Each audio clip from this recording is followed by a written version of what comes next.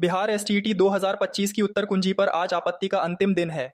Board ने आपत्ति दर्ज करने की समय सीमा 28 नवंबर तक बढ़ा दी है। हर प्रश्न पर आपत्ति के लिए 50 रुपये शुल्क देना होगा। आज रात 12 बजे के बाद कोई आपत्ति स्वीकार नहीं की जाएगी। बिहार डीएलएड संयुक्त प्रवेश परीक्षा 2025 का परिणाम घोषित हो गया। 3,23,000 अभ्यर्थियों में से 2,55,000 पास हुए। मेरिट सूची के आधार पर काउंसलिंग 29 नवंबर से शुरू होगी। 306 संस्थानों में कुल 30,800 सीटें उपलब्ध हैं। बिहार विधानसभा चुनाव में राष्ट्रीय जनतांत्रिक गठबंधन ने 202 सीटें जीतीं। नीतीश कुमार 10वीं बार मुख्यमंत्री पद की शपथ ले चुके हैं। भारतीय जनता पार्टी ने 89 और जनता दल यूनाइटेड ने 85 सीटें हासिल की। महागठबंधन केवल 35 सीटों पर सिमट गया। 4. मुख्यमंत्री महिला उद्यमिता योजना के तहत 10 लाख महिलाओं को लाभ मिला। नीतीश कुमार ने 1,000 करोड़ रुपए का वितरण किया। हर लाभार्थी को 5 लाख रुपए तक का ब्याज मुक्त आरण मिल रहा है। महिलाएं अब स्वयं का कारोबार शुरू कर रही हैं। 5. उपेंद्र कुशवाहा की पार्टी राष्ट्रीय लोक मोर्चा में भारी बगावत हुई। 7 वरिष्ठ नेताओं ने वंशवाद के विरोध में इस्तीफा दे दिया। बेटे को कैबिनेट में जगह देने पर नाराजगी खुलकर सामने आई। पार्टी का भविष्य इस समय संकट में दिख रहा है।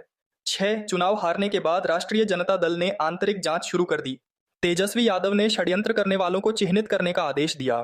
कई नेताओं पर सेटिंग और पैसे लेकर समझौता करने का आरोप लगा। पार्टी के अंदर गुटबाजी पूरी तरह खुल गई है।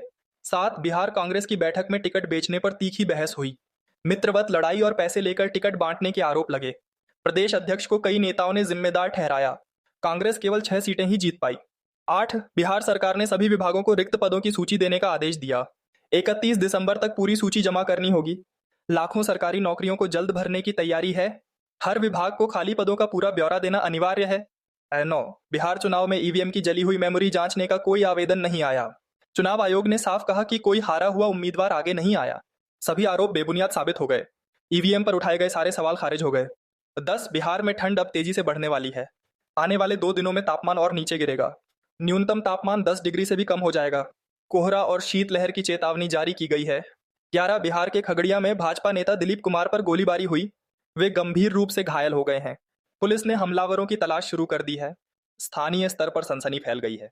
12. बिहार के सिवान में युवती की अर्धनग्न लाश खेत में मिली। रेप के बाद हत्या की आशंका जताई जा रही है। पुलिस ने शव को कब्जे में लेकर जांच शुरू की। इलाके में दहशत का माहौल है। 13. बिहार में सोनपुर मेला आज से शुरू हो गया। ये दुनिया का सबसे बड़ा पशु मेला है। मौर्य काल से चली आ रही परंपरा को निभाया जा रहा है। व्यापारी और पर्यटक बड़ी संख्या में पहुंचे हैं। 14. बिहार के सारण जिले में अनुकंपा बहाली काउंसलिंग हो रही है। 24 और 25 नवंबर को अंतिम मौका दिया गया। जिला प्रशासन ने अभ्यर्थियों को अपील की है। रिक्त पदों को भरने की प्रक्रिया तेज की गई। 15. बिहार मैट्रिक परीक्षा 2026 का डमी एडमिट कार्ड जारी।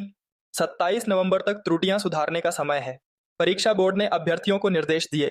सभी को सतर्क रहने की सलाह दी गई। 16. बिहार में विवाह पंचमी 2025 का उत्सव धूमधाम से मनाया। राम सीता विवाह की कथा का मंचन हुआ। जनकपुर में विशेष आयोजन किए गए। भक्तों ने उत्साह से भाग लिया।